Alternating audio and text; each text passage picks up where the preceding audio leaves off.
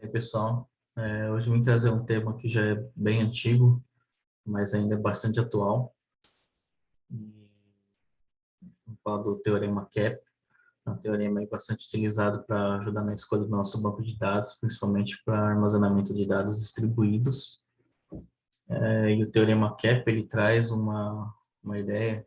A gente pode avaliar aqui três garantias que o banco de dados pode nos oferecer.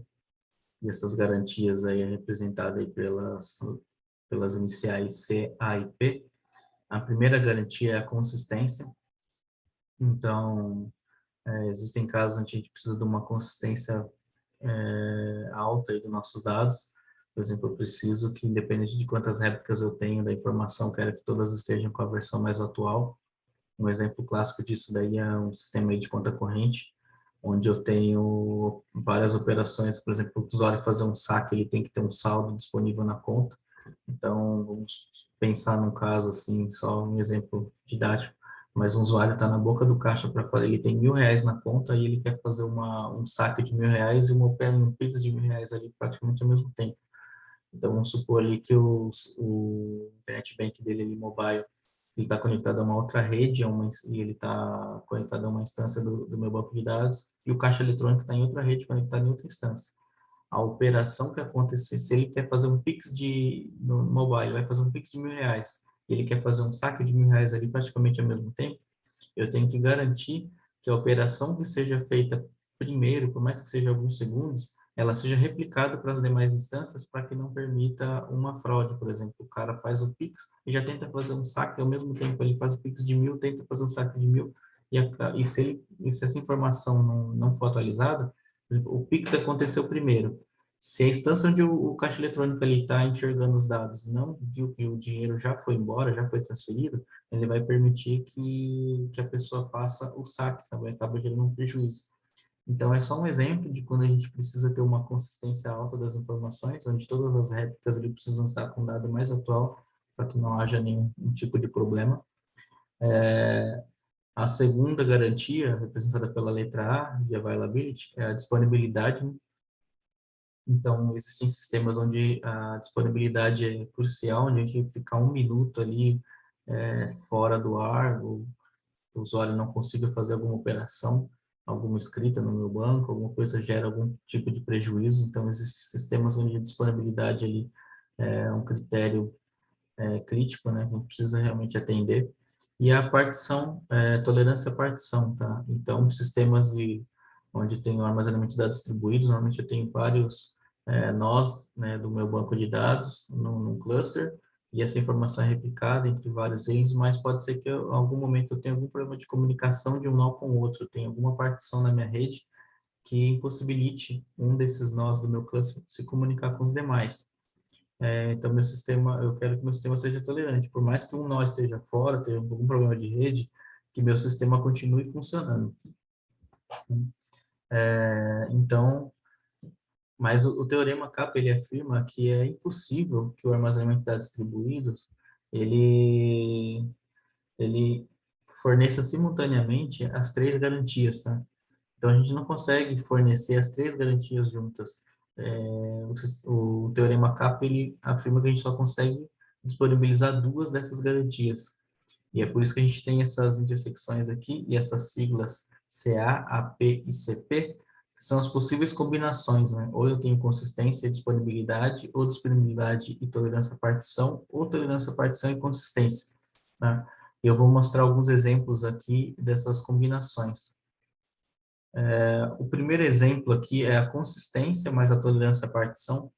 Então, coloquei aqui o MongoDB e o Redis, que são bastante citados, né, quando a gente está falando de teorema CAP, e eles são bastante citados aí como sistemas consistentes e tolerância à partição, tá? Tanto o MongoDB quanto o Redis, quando eles estão particionados aqui, estão funcionando no cluster, eles funcionam da mesma forma, é o esquema de nó primário e nós secundários, tá? Então, vamos supor que cada uma dessas caixinhas aqui seja um nó do meu banco de dados, né? Cada um desses aqui seja um banco em uma máquina diferente. E todas elas aqui, elas se comunicam, né? Mas a gente sempre tem um nó primário. O nó primário, ele é o único que tem a permissão de escrita, tá?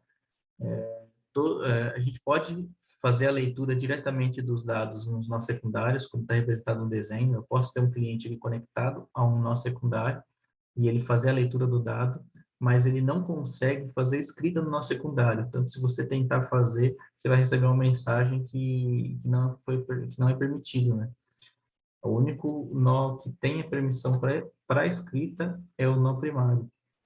E o que acontece? Vamos supor que por algum motivo caiu a comunicação com o nó primário, ou o nó primário teve algum problema, a gente fica com a operação de escrita indisponível até um nó primário ele se restabelecer, ou seja, eleito um novo nó primário. Tá?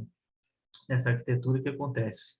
Quando cai o nó primário, ou a gente aguarda um tempo para ver se recupera, se o nó primário ele volta a funcionar. Caso contrário, é, é feito um sistema de votação internamente no cluster, que é feita uma eleição entre os nós secundários para eleger quem vai ser o próximo nó primário. Tá? Então, está representado aqui no desenho, por exemplo, aqui esse nó acabou sendo eleito nó primário e a gente volta até a nossa operação de escrita novamente. Tá? Uma coisa que eu testei até localmente, fiquei curioso, subi algumas instâncias aqui do Redis para testar, foi se quando o nó primário cai, a gente consegue ainda fazer a operação de leitura. Então, consegue ainda, ainda conseguir fazer a leitura, somente a escrita mesmo que fica indisponível, tá? Bom, basicamente é isso. Então, os sistemas com consistência, tolerância à partição, eles acabam abrindo um pouquinho mão da disponibilidade por certo tempo ali, caso aconteça algum problema ali com o nó primário, pode ser que eu tenha muita disponibilidade para a escrita, mas ele é tolerante à partição e ele tem uma consistência boa, até porque a gente acaba centralizando as operações de escrita e replicação em um único nó, né? Então, não tem diversos nós ali, vários pontos de falha, que podem causar uma inconsistência no meu sistema. A outra combinação de ciclo aqui é a disponibilidade mais a tolerância à partição. Então, eu trouxe alguns bancos que também que oferecem essas duas garantias, né? Que é o Cassandra e o React. Eles funcionam de forma diferente, tá? Do MongoDB Redis, eles não funcionam como nós primários e secundários. Todos os nós ali eles são nós primários, né? Todos os nós eles podem receber operação de leitura e escrita. Eles chamam aqui o nó que receber aqui a operação eles chamam de coordenador, na verdade. Então, e uma coisa interessante também é que um dado, por exemplo, um dado que é escrito no nó A, ele não é replicado, muitas vezes não é replicado para todos os nós, né? É feito todo uma verificação para descobrir quais são quantas replicações daquele dado eu vou ter e quais nós esse dado vai ser replicado. Eu tentei representar isso aqui com as cores diferentes, então, por exemplo, um dado que foi escrito no nó A, ele vai ser replicado, nesse caso aqui, só para o nó F, D e C, tá? E todos eles aqui se comunicam, tá? Entre eles. Por isso que esse emaranhado aqui de conexões. O que eu quis trazer aqui com esse desenho, um exemplo é o seguinte, por exemplo, o nó C, suponho que ele tem uma falha de rede que não está conseguindo comunicar com os demais nós aqui do meu cluster. Aí eu tenho uma operação de escrita no nó A, esse dado que eu escrevi aqui no nó A, ele é replicado para o nó F, para o nó D, mas ele não consegue ser replicado para o nó C por conta dessa falha de rede. Os clientes que estão conectados aqui no nó F e no D, eles vão fazer uma operação de leitura e vão receber a informação consistente, a informação atualizada. Agora, o usuário que está conectado ao nó C, ele não vai ficar indisponível, ele vai conseguir fazer a leitura, até mesmo escrita de dados no nó C, mas ele vai receber um dado inconsistente, um dado que não está com a última versão, por conta dessa falha aqui, dessa partição que eu tive na minha rede, ele não consegue receber a replicação dos dados. Então, assim, ele tem uma alta disponibilidade, porque o nó continua disponível, o usuário continua fazendo leitura e continua fazendo escrita, mas ele não tem a consistência, porque ele pode estar enxergando um dado desatualizado e o dado também que está entrando aqui no nosso, ele não está sendo replicado para os demais. Quando recuperar essa conexão de rede, aí é feito um sistema, tem todo um sistema de de merge aqui para replicação dos dados, para ele mergear essas informações aqui e voltar a ser tudo, a todos os nós eles estarem consistentes novamente. Por isso que a gente chama, às vezes, de banco de dados de consistência eventual.